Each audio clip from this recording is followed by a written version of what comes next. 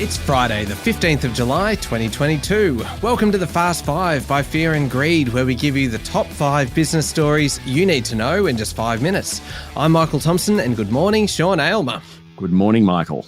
Sean, 5 stories in 5 minutes. Let's jump straight in. Story number 1 is a big one. Australia's unemployment rate has fallen to a new 48-year low of 3.5% after nearly 90,000 new jobs were created last month. But get this, it means the ratio of job ads to job seekers is now 1-to-1.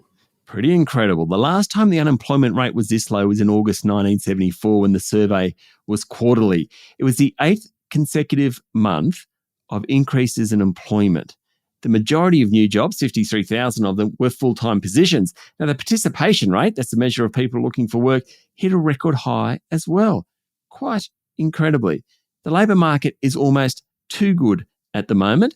When the unemployment rate was this low back in the 1970s, Australia drifted into stagflation, rising prices and low economic growth. We don't want that again. So, how do we stop that from happening? Well, the Reserve Bank lifts interest rates. It's already done so the last 3 months and could well move again in August. By how much? Probably 50 basis points, but it could be more. In fact, Michael, in the last 48 hours or so, we've seen central banks from Canada, Singapore, New Zealand, the Philippines, Korea, all lift interest rates. How far will they go? Well, maybe the cash rate will get to 2.5% early next year. Remember, it started at 0.1%. That 2.4% difference is a lot of money in terms of mortgage repayments. Yeah, it sure is. On to story number 2, Sean, a big developing story in the crypto space. That's right. One of the world's largest cryptocurrency lenders, Celsius Network, has filed for bankruptcy. About a month ago, the company froze customer accounts, meaning anyone holding digital currencies with Celsius, and that includes many Australians, couldn't access their funds. If you hold cryptos with Celsius, you're in trouble at the moment. The company has somewhere between $1 billion and $10 billion in liabilities and more than 100,000 creditors. Now, bankruptcy in the US is a bit different to bankruptcy here. There is a chance that it will be restructured and people will get some money out of it, but it's not looking promising.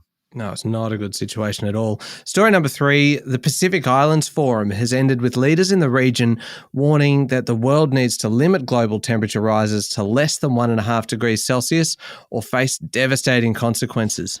The nations, including Australia and New Zealand, endorsed the 2050 Strategy for the Blue Pacific Continent, which is a strategy for regional cooperation, economic development and climate change action. Climate change is the number one priority among the nations, even if Australia seemed more concerned about China's influence in the region. Prime Minister Anthony Albanese held what he termed very constructive meetings with the Solomon Islands leader, Manasseh Sogavare. Now, that was all about the decision by the Solomons to sign a security pact with China in April. Mr. Sogavare, after the meeting, said Australia remains the security partner of choice, which is good news. Sean, story number 4, the much-touted return to the office has stalled, it seems, thanks to the latest outbreak of COVID and people just not wanting to go back to their workplaces. I kind of get that, Michael. You mean you, more than anyone I know, never wants to go back to an office? Oh, I love working from home. I will work here forever if I can. Look, Property Council of Australia office occupancy survey figures shows that really no one extra came back into the office in June compared to May, and the overall level of occupancy remains well below the pre-pandemic era. Sydney CBD occupancy rate is 55%, Melbourne and Canberra at 53%, Perth at 65%, Brisbane's at 64%. The real standout is Adelaide with a 71% occupancy rate last month. Much more social people in Adelaide, I think.